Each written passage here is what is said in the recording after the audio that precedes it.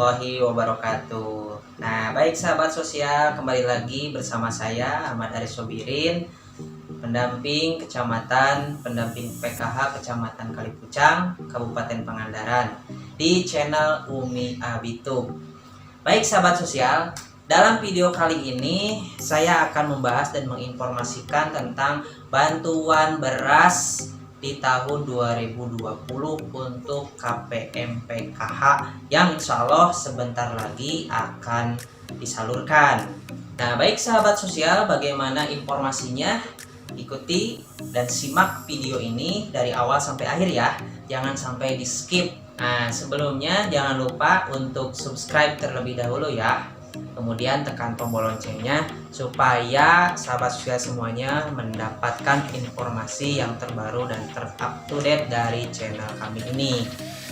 Oke, sahabat sosial, kita masuk ke gambaran umum. Nah, bantuan sosial beras merupakan salah satu program jaringan pengaman sosial atau JPS dalam rangka penanganan dampak wabah COVID-19. Nah, di tujuan ini disampaikan untuk mengurangi pengeluaran KPM melalui pemenuhan sebagian kebutuhan pangan beras selama pandemi COVID-19. Nah, kemudian kapan? Kenapa sampai saat ini belum cair juga? Sudah September akhir ya.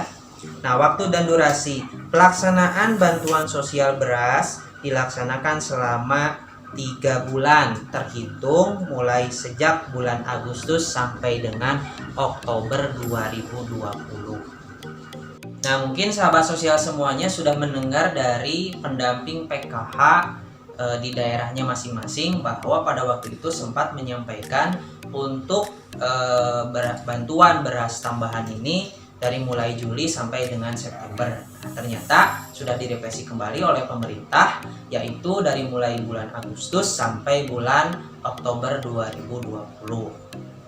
Oke, kita lanjutkan sahabat sosial. Selanjutnya alokasi bantuan. Nah, alokasi bantuan, setiap KPM memperoleh bantuan sebanyak 15 kg per KPM per bulan dengan kualitas beras medium.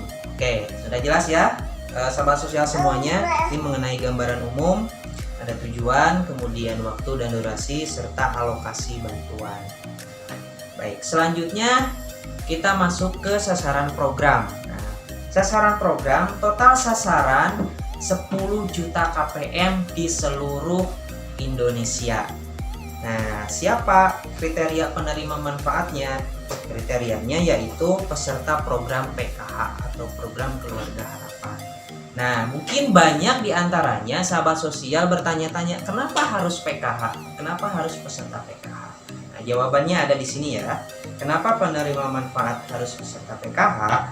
Karena yang pertama, peserta PKH merupakan keluarga miskin dan rentan yang terdaftar dalam DTKS atau Data Terpadu Kesejahteraan Sosial yang sangat terdampak pandemi COVID-19, dan data tersebut telah dilakukan update serta telah siap digunakan.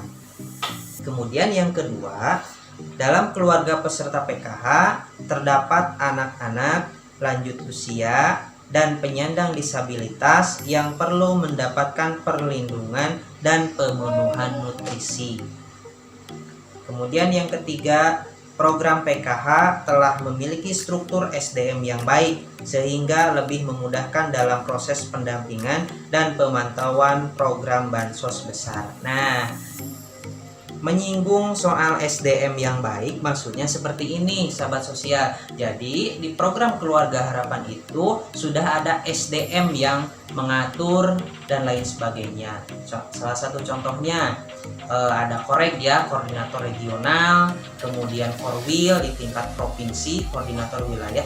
Kemudian di tingkat kabupaten atau kota kita sering mendengar istilah Korkap ataupun Korkot ya sahabat sosial, dan dibantu oleh administrator pangkalan data atau APD seperti itu. Nah, kemudian di tingkat daerah, di tingkat kecamatan maupun desa ada pendamping PKH-nya yang langsung mendampingi para KPM ataupun para peserta PKH seperti itu. Nah, selanjutnya sahabat sosial yang keempat, peserta PKH bukan sasaran program bantuan sosial sembako dan bantuan sosial tunai. Jadi bantuan-bantuan yang bersumber dari alokasi pemerintah melalui Kementerian Sosial seperti itu. Oke sahabat sosial, kita lanjutkan ya. Oke, kita lanjut mekanisme pelaksanaan. Nah, di mekanisme pelaksanaan ini yang pertama pagu KPM, penetapan alokasi per kabupaten atau kota oleh Kementerian Sosial. Nah, data jumlah penerima ini diolah di sini ya teman-teman semuanya. Nah, kemudian yang kedua data KPM, penyiapan data keluarga penerima manfaat oleh Pusdatin Kesos diambil dari data peserta PKH yang sudah clean, artinya data peserta PKH yang sudah bersih begitu. Nah, selanjutnya di mekanisme penugasan dan perintah penyaluran dari Kemensos kepada Perum Bulog. Nah, jadi nanti pas penyaluran itu adalah bagian dari Bulog teman-teman semuanya. Selanjutnya yang keempat, sosialisasi dan koordinasi. Sosialisasi dan koordinasi pelaksanaan bansos beras Kemensos, Perum Bulog dan Pemda. Intinya di sini Perum Bulog dan Pemda atau Dinas Sosial berkoordinasi serta mensosialisasikan dalam proses pendistribusian bantuan beras kepada KPM PKH seperti itu. Selanjutnya yang kelima di penyaluran, mekanisme penyaluran bansos beras oleh Perum Bulog dan pelaksana distribusi di desa atau kelurahan kepada KPM. Nah, sahabat sosial mungkin banyak bertanya-tanya kenapa sampai akhir September ini bantuan beras belum juga turun gitu. Nah, jadi banyaknya mekanisme yang harus ditempuh sehingga bantuan beras ini sampai sekarang masih diproses seperti itu ya sahabat sosial. Jadi kita tunggu saja, mudah-mudahan secepatnya segera dilaksanakan penyaluran, terutama untuk di wilayah Kabupaten Pangandaran. Baik sahabat sosial, kita lanjutkan ke skema pendistribusian beras. Nah, berkaitan dengan skema pendistribusian beras ini, di sini Kementerian Sosial ya menghubungi Bulog ya untuk koordinasi perihal kualitas beras, kemudian jumlah beras yang harus didistribusikan kepada KPM.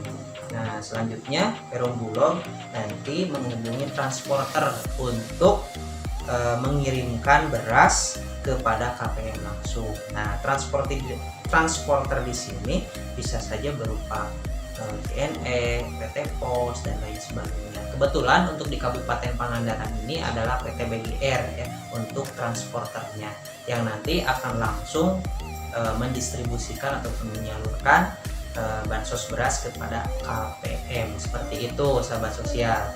Selanjutnya peran dan tanggung jawab. Nah, di sini Kementerian Sosial bertanggung jawab dalam melakukan koordinasi, sinkronisasi, pengendalian, perencanaan, penganggaran, sosialisasi, penyusunan pedoman, koordinasi pemantauan dan evaluasi serta pengelolaan pengaduan program bantuan sosial beras. Nah, jadi yang berperan dan bertanggung jawab di sini adalah Kementerian Sosial seperti itu. Kemudian untuk Bulog, Perum Bulog bertanggung jawab dalam penyediaan dan penyaluran bantuan sosial beras dari gudang Perum Bulog sampai titik distribusi tertentu. Nah, jadi yang menentukan kualitas beras kemudian sampai distribusi kepada KPM, kepada lokasi yang sudah ditentukan, itu menjadi tanggung jawab Perum Bulog seperti itu.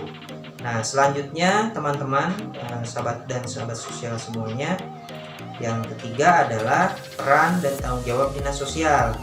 Dinas Sosial bertanggung jawab dalam pelaksanaan pemantauan dan evaluasi pelaksanaan program bantuan sosial beras di kabupaten atau kota. Nah, itu sahabat sosial sebagai peran dan tanggung jawab dari Kementerian Sosial, Perum Bulog, dan Dinas Sosial kabupaten ataupun kota. Oke, selanjutnya sahabat sosial, tugas dan tanggung jawab pendamping PKH. Yang pertama itu menyampaikan informasi program bantuan sosial beras kepada KPM dan pihak terkait lainnya. Nah, di sini pendamping PKH menyampaikan informasi kepada KPM di wilayah dampingannya masing-masing serta koordinasi ke tingkat pemerintahan desa seperti itu.